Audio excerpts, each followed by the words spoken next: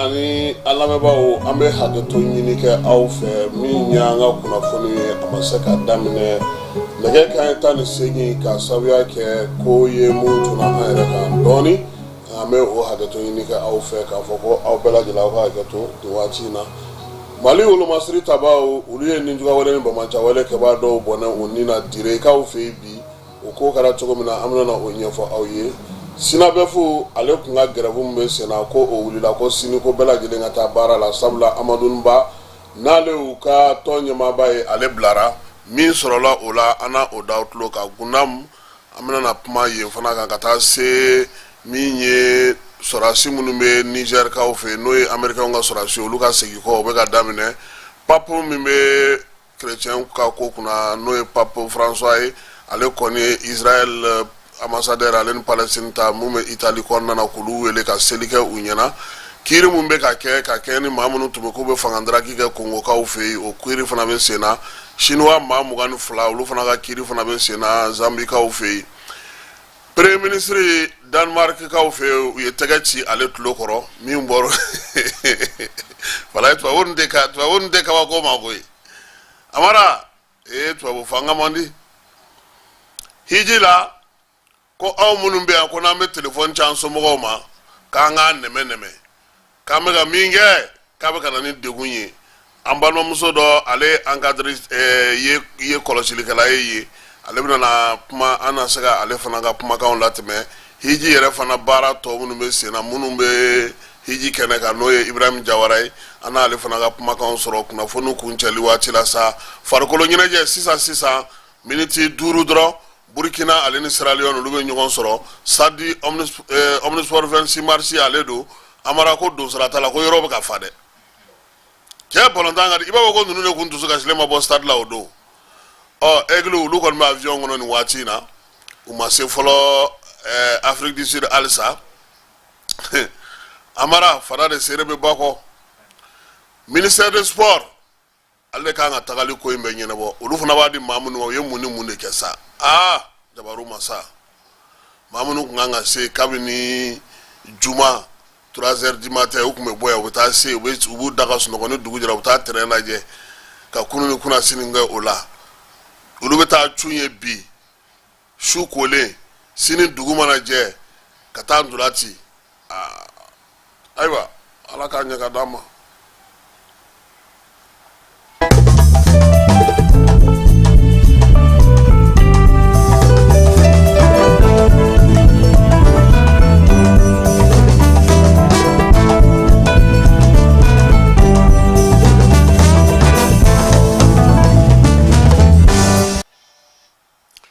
Kaufo ka awale mando jani.ml FM ale sugandiri la ka kuna fonu sura ka auto Mali fanta ani nani ani jien konnana ulala na anga kiwara ameta dire kaufi so wada na nege kanye nani wati bamancha wale jakulu do moto duru nyana ka ulukunya la jakubita bi Mali finituka amabo fuife arme koni ama bela jele mbona anina kuka moto bela jele minola marama fe munu tume ulubolo kulu bela jele ndraki ulu masiri tabaw ya ira fana ka bokuyo nobolike ka wuliga joke yasa ja basigini lafia buseka na togo mina direi sabula ni wati na arme alekrono ka kelega farda fa bela jele fe ya ira ka boko ko ngoni akera wati mina asro mogo daleno sunogola na dugu jele amara akoma bo fuife we sorasiw olu kɔni taamana ninnu kan yɛrɛ de kosɛbɛ u ka maramafɛnw fɛn fɛn bɛ yen a n'u ka motow k'u bɛɛ lajɛlen minɛ olu bɛɛ lajɛlen bɛ armée ale bolo nin waati in na n'Ala sɔnna a ma min ye chef d'état major n'o ye Baro kɛlɛtigi ye ale ka bataki an na o sɔrɔ sini k'a ko perepere latigɛ tɔ bɛɛ lajɛlen dɔn minɛn minnu minɛnen don u suguyaw k'olu dɔn an kɔni ye moto ye ani armes ni marifakisɛw ani bolofɛn wɛrɛw olu kɔni sera ka minɛ o la u yɛrɛ fana ma se ka fosi kɛ an ka maaw la maa fana ma jogi an fanfɛla la o ɲɛna kosɛbɛ Banamba mara la ko taji feerela dɔw bɛ yen a kun fɔra olu ɲɛna ko ka taji feere dabila taji feere in kun ko kɔnna a mɛnna nka nin waati laban ninnu na u y'a ye k'a fɔ bɔrɔngaw fɛ yen maa dɔ bɛ yen ale bɛ tugu kuma caman k'i dɛn sɔrɔdasiw sigilen don dugu donda min na a bɛ jigin n'a ka mobili ye ka b'o fɛ pewu ka taa munumunu sɔrɔdasiw y'a minɛ siɲɛ 2 nin waati laban in na a ka essence feere yɔrɔ bɔrɔngaw fɛ yen a yira k'a fɔ ko kunu ni kunasini su fɛ min ye maa kofɔlen ka station in ye Banamba mara la banbaaciwale ni jugawale kɛ u bɛ taa taji t'a fɛ sɔrɔdasiw kɔni y'a yira k'a fɔ olu bɛ ka lakɔlɔsili min kɛ o ye k'a fɔ pick-up dɔ o n'a kɔnɔmaw kunu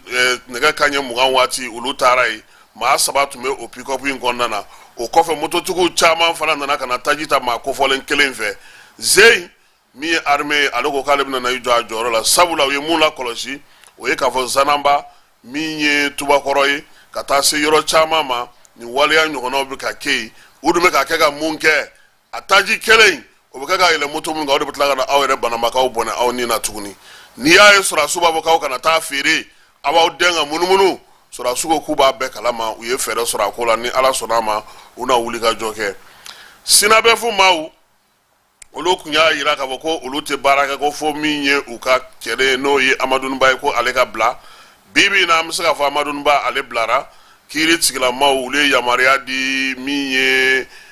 Bamako kasoboma régisseur ma procureur n'o ye Agawusa Mohamɛdi nin ye ale y'o baaraw latigɛ ka sɛbɛn kɛ k'o bɔ Amaduniba bilalen a taara Yakuba Katile o fɛ yen bourse de travail la ka taa bonyamasegin kɛ o ye min ye Katile ye ale de INTM secrétaire général ye Amadu ye a ka dankan ye a ye bonyamasegin kɛ tɔndenw bɛɛ lajɛlen maa maa wulila ka jɔ kɛ nin ko in na sa k'a bɛɛ lajɛlen fo k'a bɛɛ lajɛlen waleɲuman dɔn o bɔlen kɔ ye a taara Zole da a yɛrɛ ka so min ye ka sɔrɔ ka taa tɔn ale jabala la tɔn ɲɛmaaw tɔn kanubaw kunnafonidilaw olu bɛɛ lajɛlen kun sigilen don Sinabefu ale siège ba kɔnɔna na Amadu nin ka bilali a diyar'u ye sabula u ye aranjanba de kɛ k'a daminɛ goudron na fo ka tɔn donda la maaw bɛ kulela fan bɛɛ fɛ Amaduniba fo ka taa se conférence de presse ale kɛnɛ kan bi conférence de presse u m'ale bila dagirinda la koyi Amadu a y'i bila 2 dɛbɛla tubabukan na a tilalen kɔ o la sa a ka sɔrɔ ka bamanankan na ka kuma dɔw fɔ miniti 17 an y'a bɛndɛgɛmɔ k'a la kumabaw ta aw ye a bɛ se ka faamuyali kɛ cogo min Amaduniba a bɔlen kaso la ayiwa Amara an ka nɛgɛw olu kɔni u bilama in u sɔn tɛ kosɛbɛ nka an na fɛɛrɛ wɛrɛ sɔrɔ a la yaasa mɔgɔ bɛ se cogo min na ka Amaduniba ale kumakan ale sɔrɔ k'u to Jani.ml FM ale kan n bɛ se ka mun fɔ bamanankan na o ye k'a fɔ ko baarakɛlaw bɛɛ fo baarakɛlaw minnu ye wuli ka jɔ kɛ k'a yira k'a fɔ an ye kulu kelen de an bɛ jɛkulu kelen de kɔnɔna na an ka lafasatɔn a b'an nin kan n b'u fo musow ni cɛw fɛn fɛn ye wuli ka jɔ kɛ n b'u bɛɛ fo ka maliyɛn den fo maliyɛn den bɛ yɔrɔ o yɔrɔ jamana in kɔnɔna na ani jamana in kɔ kan k'u bɛɛ fo u ka nin wuli ka jɔ la an'u ka faamuya la ka an ka central INTM a n'a ɲɛmɔgɔba Yakuba Katile k'o fo le camarade Ousmane Traoré o de ye camarade a bɛ fɔ o de ma ko militant ye mun ye o ye maa ye mun hali ni degun y'a sɔrɔ jɛkulu kɔnɔna na a tɛ bɔ a kɔnɔ o de ye militant a bɔra INTM na mais militant don a y'a jɔyɔrɔ fa ka autoritéw fo u ka wuli ka jɔ la k'an ka avocats minnu ye wuli ka jɔ kɛ depuis a daminɛ fo sisan k'u fo maître Koto maître Maxime Fona maître Sidibé maître Bokar Aliou Traoré k'u bɛɛ fo u ye wuli ka jɔ kɛ depuis a daminɛ fo sisan u bɛɛ nana n'u yɛrɛ de ye k'a fɔ an de taara f'u ɲɛna a ye na aw ka n dɛmɛ o tɛ dɛ u y'a mɛn dɔrɔn u yɛrɛ de nana n'u yɛrɛ ye u bɛɛ y'u yɛrɛ constitué kelen kelen ou be avocat mbe avocat ou be fo maître Traoré ale bang anda boro yano ale bora yano aya boasen kana laje ka fo ko aprenendo abi reconstituer nin ko ina o be fendo de ko fo même mu fo barakela wonyana aya ujija anga do je kulu kelempe kono anga bo fara lini ngani wele kante munye shine no an la kasato nyamaula mbega ni wele kai meka nyeshi barakela uyere dema ancha mambe parce ambe daga secrétaire général ambe bo kulu do kono kataka ka barakela do fara nyonta tafaye na ngana e kulu kele ate barakela waranshi au kana son ay boni kono nana au ga don la kasato kelen kono ambe ga ke kulu kele wallahi o de nyon anta do halisa am panga dayo yoro muy nambe kela kele ala dronde kele maintenant kela kele ala be kala planay ma groupe naw jera ga ke kele ala ya planay maintenant farala abana abata abako dawma Allah jija nga ke kele be wa mo fu uka wuli ga jo ya be datu ya ira ka fo kare je gulu kele de mbe anyinu fe uka nasira uka sabali anye je gulu kele de ambe barakela ude anga ke kele ambe ka ke kele ode dakadam bela mbora yoro ina bamba ba ko président central MCA ne bolo ala yin ci de gatara yin ala de ci gatara yin ntagara yin yemuye ne de badon mais mbe se ga mufo jamana in fen chama be fata fal na ma fale a ke ka ko fuka da matel fen chama be fu an mune malien dewe an mbolo di nyoma wala sa olu ka bayela ali justice an kan Allah je abise ga yele ma chugum pour que jamana dew ku yere ya kono jamana dew be ku yere ya kono mbem profito fe ka président refo le juge jagari jabray ko ka fo akani akina nyuma akani décision ba fo bon mais c'est la mon fo presse nyawiye nyauka sebe mbayi ka fo au ga wuli ga jola au ga tiendeme ka fo la kamalen dembe fo munu ya ayi bololo sampe munu ya nyini ka famu munu ya defensita munu ma famu munu do fa ko kuma were fata mbadon famia bali amba bla umine de kono mamese ya mun fondro foi matanne yema ni sandika ko kumate foi were wari ko kumate mo ka jurutena ma shonike ma faga ma bin maka ala kan kishoma ala kan be kishoma sandika ko kuma o de terminer yeno o femba de donc ne be segan ko lo korota ga takama yoro mun kadin tambe parce que jamana de ya ira ka boko ambe de kelen ka autorité ufo uka wuli ga jola mais ka camarade ufo le même du bureau aywa amara militar wolofla hakilla ni ala kuma bawye ni mami kunte amadun ba ay mami fo bi ya sa aga tondo jamana do mali nyemaw mama ko ni saraka u demani koina abela jile bendege mona ama min faraka amadun ba ka blali ma chama ga kuma chama fo ala mi ye gouvernement ano kuntenywana ani fanga kuntenywana ani ma wala kuntenywana wa fara gouvernement ama kay na fo jekulu do wula ga fanga ke pour que gouvernement ga sega abla nga sebe min dona no e plenty o de retirer la hukumu konna na mi sharia tugo bu yamara ulu fana ga sego ga barake ka soro mo ma degu ni dai ni wara dawuka nga barai angon baro nga fo ko damne de niye do na tawla ana to laje pour l'économie konna na amna na ke tugo mina sabula affaire mindo akfara ko faux et usage de faux nga mi ye procédure min to be jiji nyakoro mama ma sama mama ma dari jiji nga ko nga da tugo mi aka barakati adine ani anganiala amba fo sako ni koy alaka chien da keneka ya samaldon ubesaka bo ako chien kala ma tugo mina Abdel Kader Maiga ale fana to meso nga fien bo da sorobi nga miye procureur yi ale mason sabula o kungo ko babla hukumu do konnana nga procureur ale be nyininga sabula nominali bora ale yoro ale ko kale ma jena e ko akatoyi amnena kumina no e kiri ko miye akiri la kaba aka seka sigi so mara na energy ayi bla wara golo la de ayi kurantige o damine soma jebu akuntaru luga bureau bela jelen kurantige nga kibara labaw ya yira ka fo ku ka war mi me soma jebu la ko milliard bi saba ani duru kurana ko bureau ko ni yoro do ta ko ni menena ko ko ni ye soma jebu yereta ale kelente energy reka mimbe juru la bi abta se sefa war milliard kemema kuran sarabalu ne akilla wakati dola ulu yere de tunye afoko bega prepeta ko kuran tigay kuran shoen ko dokara ala ko absa ga tugo mina ni mamin te kuran sarata da prepe sigi folo ni kuran tigara ala anata dogo ni sanga ka kono donc hakilla ka fo energy be wuli ga jomina bi ka saka ka juru kani o fana ko nyuma yi gundam kaw fei gurmara rusu kaw fei uya yira ka bokulu ga orange money kwa tigeledo seli nyegorola ina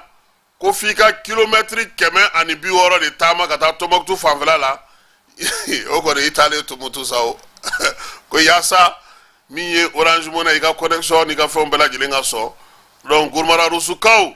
kuba nyini gouvernement fait miye téléphone tiguye u ka wuli ga joge yasa olube se tuko na ga lafia Burkina Faso kaw fei komi nye uluka conseil social et culturel mauye nous uluka conseil supérieur de la communication mau nous le kunafonu ko kuna ko conseil na ko canal plus ale télévision so fla jabara so fla daele jabara so fla in follow o bela jele maninga kai fla na bela jele fla kai ko Burkina ka ko tinye olufe oluye jamana demi mbolo be nyamulo bela jele ndebe nyonfe ka foko kana doko ko ka flaka andro fo television sola ka doge ko ka maninga ka andro fo ulugo ko ka datu ka bo ufei ko loti jeni ai Niger l'américain nga sora simunu mbei ni la yini ko gara ka bo kulu ka ta ka bo Niger uluga tagalu bara odamne na ni kalo entle wolovla kube ku ka mina on cheche doni ka bo nyame ale konna na anuga sigoro fefe mbei kube ko lubela jilenge République démocratique du Congo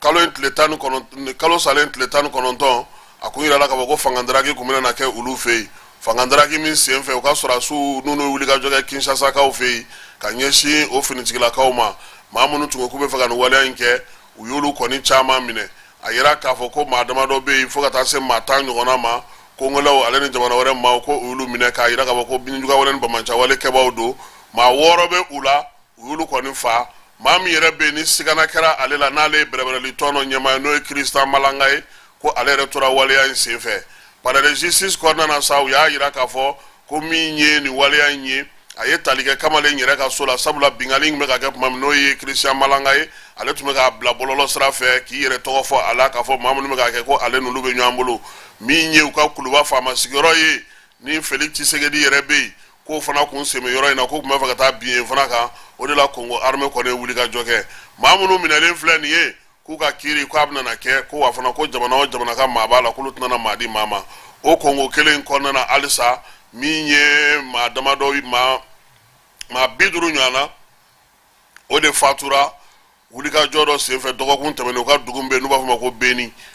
nyure ko ni bamancha wala ni juga wale ke ba uluga chai ko sebe minye boshin tigila o ko uluga chai ka kon dogo kun temene nye fana matan saba fana ko fatura nga utunye ka sora su rega wulika joy dugu daba don konna na Nord Kivu ale benime ale de fe uya yira ka ko yenwani ko basikite fieu yoro mindo ko ni kuma utuma mangan chamambe Zambika olu fei Chinois ka mamuga ani fla olu yo mine sabula ko olu koni e ko ke wale amunu noti be uyo kiri san wolo vla ka tase santani kelen kasoma mamunu do sa ko koni kume bololo sra ka ku fona kume fo izaje fo indeke anini nkurutu umana e togo soro ubeka bangila ko yelema utogola kata warta efe nu yeni ngam minami soro ubo ba elema ko akuyo mimbo mogo kun kapta se dollar war milliard kele ani koma tle saba o konnana ko ya soro uye dugu era konnana Zambika ofe mauso mina feme ka buga konto la wira tekatata u ka sɔrɔ ka wuli ka jɔ kɛ sa k'a fɔ k'u ka bɔlɔlɔ sira ko k'a bɛɛ datugu TikTok wo Facebook wo ko nin ko in ka jɛnsɛn ka sɛgɛsɛgɛ k'a ban pewu o de la u taar'u bolo la ni chinois cɛ 22 kan olu yɛrɛ kun kɛlen ka cyber dayɛlɛ tile fɛ aw bɛna cyber la su fɛ olu yɛrɛ b'u ka baara k'a kɔnɔ diɲɛ bɛ taa de dɛ nin bɔlɔlɔ ko in a bɛ taa an se yɔrɔ o yɔrɔ fo n'Ala yɛrɛ y'a dan dɔ sa dɛ hakili sigi ni basigi kɔ sinɔ kɔni ne ɲɛ t'a la Danemarkikaw ka fanga ɲɛma n'o ye Mette Frederiksen ye ko maa dɔ kɔni ye tɛgɛ walo ale ɲɛ ka sinimabɔ yɔrɔ dɔ la u ka faaba yɛrɛ kɔnɔna na Copenhague min ye maa kofɔlen ye k'u ko k'a n'a kunkolo tu ɲɔgɔn fɛ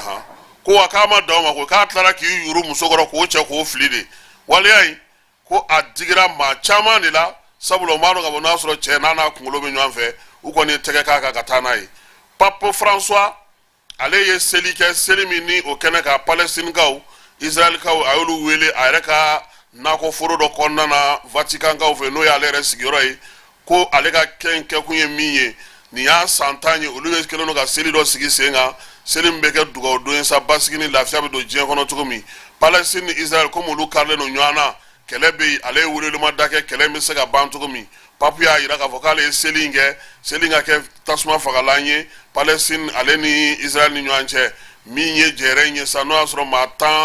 15 fo ka taa se maa 12 ɲɔgɔnna ma olu de yera kɛnɛ kan cardinaux yɛrɛ ni maa wɛrɛw k'olu bɛɛ lajɛlen tun bɛ ko in kɛnɛ kan o de la sa ko min ye lasigiden min ye n'o bɛ Israel tɔgɔ la sa n'o bɛ Italikaw fɛ yen ka taa se Palestine ta ma olu tun bɛ yen silamɛ diinɛ maaw juifu k'olu bɛɛ lajɛlen yera nin seli in ale kɛnɛ kan Pape ka dugawu don juge minnu bɛ Donald Trump ka kiiriko kunna ko sigana kɛlen don a kɛlen na n'o ye Clarence Thomas ye sabula k'a kɛlen don k'a ye k'a fɔ ko nin waati laban ninnu na ale tun taara i damu da dugu dɔ la n'o o ye diɲɛ dugu dumanba dɔ ye ko min ye kiiritigɛla in ye k'u y'a jira k'a fɔ ko san 2019 ko maa min ka surun Donald Trump la k'o kun ye a ka musakaw bɔ a n'a ka denbaya ale yɛrɛ ko tiɲɛ tɛ koyi ko ale yɛrɛ a ka fɛɛrɛ bɛɛ bɔ ale y'a ka fɛn bɛɛ bɔ k'u kɔni ye dumuni d'ale ma su fɛ ani ka siyɔrɔnin d'ale ma a n'a ka ne m'a fɛ n ko yurugu ma bɔ an fɛ yan ko yalama ko nin na se ka kiiri in tigɛ wa ɲininkali tɔ min kɔni bɛ yen nin ko in kɔnɔna na Arabi Saouditikaw fɛ yen an y'a jira o la k'a fɔ ko min ye hiji ye ale ko bɛ sen n'a ye hiji Amara e ko a ma se a sɛkili 3 siri yɔrɔ ma sisan wa parce que an ɲɛ b'a la k'a fɔ a kuma bɛ ka caya nin tile 2 in na min ye an ka cɛden ye n'o ye Jawara ye ale kɔni bɛ kɛnɛ kan nka yan'ale cɛ an y'a mɛn k'a fɔ ko min ye hiji ko in ye a ɲinanama in a na kɛ an ka maaw bɔlɔlɔ sira a kɛlen don ka tiɲɛni don an ka maaw kun ye kosɛbɛ malimatu dɔ bɛ yen ale ko musokɔrɔbaw ni cɛkɔrɔba minnu bɛ yen k'u denw an'u musow an'u somɔgɔw k'u hakilina kɛ kelen ye ko don o don k'a fɔ k'aw bɛ kuma aw ka musokɔrɔbaw fɛ don o don k'a fɔ k'aw bɛ kuma aw ka cɛkɔrɔbaw fɛ ko seli waati bɛ ka tɛmɛ kan an ka jɛ ka o muso in lamɛn a ka laseli la ka ɲɛsin an ka maaw ma maa minnu bɛ yen bi n'olu taalen don hiji kan ni bɔlɔlɔ sira n'a bɛ ɲini ka na olu fana mago sa sabula bɔlɔlɔ ko in Amara ne y'a f'i ye n ko n'a ma kɛ ni hakilisigi ye maaw bɛ taa k'u taalen don alabato la alabato in fana bɛɛ lajɛlen b'a dɔn k'a fɔ a bɛ ka kɛ yɔrɔ min na ni yan ka jan nka o bɛɛ n'a ta. Assalamu alaikum wa rahmatullahi wa barakatuhu n balima alisilamɛ kelen la bɛɛ lajɛlen foli ta ne ni waleɲuman dɔ min ka taa bɛɛ lajɛlen aw sigiyɔrɔ la a ka wagati cogoyaw la alhamdulillahi rabbil alamin nin ye ladilikan ye ka ɲɛsin hijidenw ma ani hijidenw somɔgɔw ma minnu ka mɔgɔ bɛna hiji la ladilikan de don ka ɲɛsin aw ma an filɛ nin ye Maka mɔgɔ caman ba de bɛna hiji la a ka mɔgɔw bɛ kuma vocalu bila u kunna kuma camanw na u bɛ to vocalu yɛrɛ pɔnni na hôteliw kɔnɔna na sufɛ u tɛ se ka zikiri kɛ jango ka bɛn fajiri ma a dɔw bɛ fajiri seli hôtel kɔnɔ yan ko surɔ k'olu mɛnna vocal la kojugu wali kelen an bɛ ka taa misiri la an bɛ haramu yɛrɛ kɔnɔ dɔw bɛ to weleli baden de la u ka mɔgɔ la video ci ma u bɛ to video kɛ de la k'an to tɔwafu la hali kalan min an b'a f'u ye u tɛ se kalan na anw bɛ tila k'a f'u ye u ka segin a kan video kɛ fɛ u tɛ se ka kalan kɛ an datɔla filɛ min na an ma se min na fɔlɔ ni min ye vocal video in sɔrɔ a partager bela jile ka lamɛ a y'a kɛ ala kosɔn a y'a ka mɔgɔw to i téléphone na n'a mago b'u la a y'u bila ka na agence min na a ye malimatuw ka numéro ta wali kelen a ka agence tigi ka numéro ta n'aw mago b'a ka mɔgɔ la a ka vocal ci a ma a ka renseignement d'aw ma o mana foyi kama ni bato tɛ wa an ka musokɔrɔbaw wallahi u caman ba an'an ka cɛkɔrɔbaw ani minnu tɛ musokɔrɔbaw caman ba de mago salen don b'an da la don o don malimatu anw ka téléphone ma sɔn an tɛ k'an ka mɔgɔ sɔrɔ vocal la aw nana bato de kama wa aw nana vocal kɛ de kama aw nana bato de kama wa aw nana video kɛ de kama aw nana bato de kama wa walima aw nana baro de kama a y'a kɛ ala kama a ka mɔgɔ minnu nana a y'u to ye téléphone na k'u ka bato kɛ wallahi maa caman bɛ taa u ma hiji dɛ n b'a fɔ aw ɲɛna ka segin a kan tugun mɔgɔ caman bɛ taa u ma hiji parce que a tila bɛɛ bɛ na baro la a tila bɛɛ bɛ na vocal ci la a tila bɛɛ bɛ na video kɛ la a y'u to ye tranquille a ye agence tigiw wele u ko a ka mɔgɔ renseignement d'aw ma mɔgɔ bɛ ne yɛrɛ malimatu madame Jara ka canal fɛ i ka mɔgɔ ka contact bɛ bolo n b'i photo ta k'a ci u ma sufɛlaw fɛ n bɛ don i bɛ vocal kɛ mais minnu ka téléphone b'u bolo wallahi dɔw dɛsɛ bɛ hali dumunikɛ la k'olu ka téléphone ma sɔn dɔw dɛsɛ bɛ bato la k'u ka téléphone ma sɔn wallahi sigili jɔyɔrɔ ba n'u ka dɔw la k'olu ka téléphone ma sɔn a y'a kɛ ala kama a k'a ka mɔgɔ t'u ka bato kɛ ɲɔnɔ u tɛ bato kɛ ka ɲɛ dɛ n'a fɔra ka 5,000,000 bɔ 4,000,000 kɔ bɔ ka na kuma kosɔn e ka bato bɛ tiɲɛ o fana man ɲi dɛ u bɛ anw de da la anw de ɲɛ b'u la aw ɲɛ ti yan aw ti yan anw de ɲɛ b'u la a y'u to yen tranquille la u k'u ka bato kɛ a ye agence ɲɛmɔgɔw wele u b'aw nouvelle d'aw ma wasalaamu aleykum wa rahmatulahi wa barakatu. ayiwa amara e ko hiji taga a kuma tɛ ka caya jiran kosɛbɛ parce que an y'a ye k'a fɔ Sofiane ni ale fana bɛ États-Unis n'a bɛ hiji la ɲina ale fana ko k'a ka mɔgɔw tɛ bɔ ni papiye ye papiye ko gɛlɛya ka fara TikTok ni a tɔw kan ye n'an ka lɛgiw taalen don ka t'u bila o yɛrɛ o ko la ye u ka kum'u fɛ parce que u taara bato de kama u taara dugawu ɲini de kama u taara ala ɲini de kama wari min muso bɔra ka min fɔ sa wari min donna ninnu kelen kelen tagali la a dara wuli ka bon dɛ sisan an bɛna lajɛ n'an sera ka Jawara sɔrɔ ale fana ka u ka taama o kun dɔ ɲɛfɔ an ɲamuso k'o faamu cogo di min ye an balima asilamɛw aw k'a dɔn k'a fɔ fɛn min ye Madina sigi ye o banna Makan sigi an y'o daminɛ Mali hijidenw surtout gouvernement ka hijidenw a bɛɛ bɔra Madina ka na Makan nka an balima asilamɛw an natɔ Makan aw k'a dɔn k'a fɔ i mana kɛ Mali hijiden o walima hijiden tɔ bɛɛ o maa o maa n'i bɛ bɔ Madina ka na Makan u bɛna jɔ kɛnɛba dɔ kan kɛnɛ min n'u b'a wele ko Zulhulefa k'u bɛ jɔ o kɛnɛ in kan k'u ka naamu ta kabako hijiden o hijiden a mana bɔ Madina k'i kunda ka na Makan a bɛna jɔ nin yɔrɔ in na bɛɛ bɛna jɔ nin bisi bɛɛ bɛ jɔ mɔgɔw bɛ jigin yen nɔ kabako alhamdulilayi o tuma an bɛ fɛ k'a dɔn Zulhulefa ale yɛrɛ yɔrɔ jumɛn ye alhamdulilayi Dr Adamu Traore ale ye wajulukɛla ye an k'a lamɛn. Zulhulefa tɛ dɔwɛrɛ ye kin de don kin min ni alakira sallallahu alaihi wasallam a y'a dan tigɛ a ka hiji la hiji min n'a ma hiji wɛrɛ k'a kɔfɛ a selen Zulhulefa dɔw b'a tɔgɔ fɔ ko Abiyaru Ali yɔrɔ fila bɛ fɔ a ma bi donc Sudanɛ dɔ ye kɔlɔn sen yɔrɔ la ko Ali a bɛ dɔw ɲɛna ko Seydina Ali ka kɔlɔn don Seydina Ali tɛ dɛ Abiyaru Ali min y'a sen o ye Sudanɛ de donc o ye kɔlɔn in sen kɔlɔn caman sen yɔrɔ la fɔlɔ la walasa ni hijidenw sera yen yɔrɔ la u ka se k'u ko u selijiw ta a yɔrɔ la parce que alakira ko yan nɔ de ye mikatu ahlu Madina yan Madina kasi man ka yan dépasser k'a sɔrɔ fini jɛman in t'i kan na ni mɔgɔ nana Madina sira fɛ hali ni tɛ Madina ka ye voilà donc komi maliyɛnw caman bɛ na Madina fɔlɔ de ka séjourner Madina parce que kɔrɔ de b'o la an bɛ taa min fɛ yen nɔ n'o ye chef de protocole n'o ye alakira sallallahu alaihi wa sallam an bɛ taa ale fo ale bɛ kasi kɛ an ka fɛnw kan n'ale kasi kɛ an ka invitation kan sisan k'a fɔ tiɲɛ na aw invitera donc a ye taa Maka an taatɔ Maka sisan kira jɔra yɔrɔ min na o yɛrɛ de sunna ye kira jɔra yɔrɔ min na k'a labɛn k'a ko k'a ka haram ta a ka hiram ta ka labbaik ka fo de abiyar ali donc ni abu fama ko zul hulayfa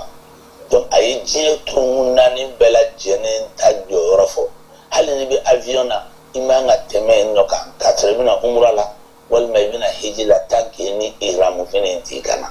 alhamdulillah docteur adam no traoré anyu o famia kusuba alhamdulillah me ame feka min don e ayira na ka fo kunamu ko obeta zul hulayfa nga ambaye ka fo amun bora madina kana an caman ba de be no ayanga namuta anga hotel la folo ay namuta hotel la ka so ka do mobile kono ka so ka na zul hulayfa e du go nambe ta zul hulayfa di o kiti be chodi no ya ka fo ibe se ko hotel kono ka fini sirila men ngania na vuma ko intention ibe min ka fo labbaik allahumma umratan ya labbaik allahumma hajjan ibo ke o fo mamina dina na joko flaseli misrina mado la joko flaseli mo so bo ma kono ba meni go peki ko inje iferema katla ga joko flaseli mo ba flani ko mo dole meme donc ya fo peki ko ika hotel kono basito la sharati bo fe me kana labbaik ka fo folo ibi ko kana fo ni se zul hulayfa ni bo madina felana ni sere to no soro ka jigi ni sere jiti la be sere jikura ya we jogo flaseli misiri kono ka soro ka labbaik ka fo zul hulayfa ni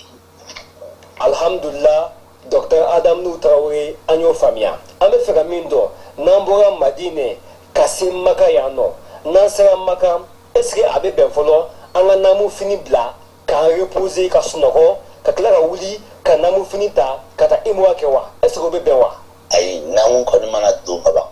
namu te boila abada foi kana kata alkaba mun shinya sabu shinya wulon fla katla kin sile makama ibrahim kofe ka zamzam mi kata safan marwa boli de shinya wulon fla ki di wal maka wafia before maka umra bana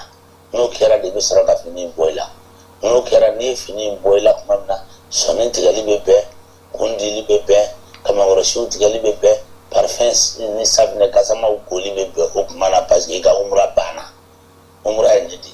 alhamdulillah ambalma islamew ambe awfuni nga walmando nek la bea famia ka fo femi zul hulayfa ambe joyo mina ni bo gabo madine kana maka bebe joino aya don saka fo alhamdulillah namu be tayno na namu ibsika ta hotella kana sino ka jogo flaseli kan nganiata kana alhamdulillah docteur adam no traoré aba funi nga walmando awni che awni baraji aw balmakedo ibrahim jawara kabo magayano wassalamu alaikum ijawara ana bi foki wala mando maga taninga segi ala ka no ga hijide um bela jidema amara nu ame bitabla nala sonama sini ana no ga sura nage kanye kononto ni ala ma ko reke kubara kura ko lu di bela jidema ala ka dugu manje sini kana la ma ala ka dama ala ka nga jamana kolos mala ka nga jamana basi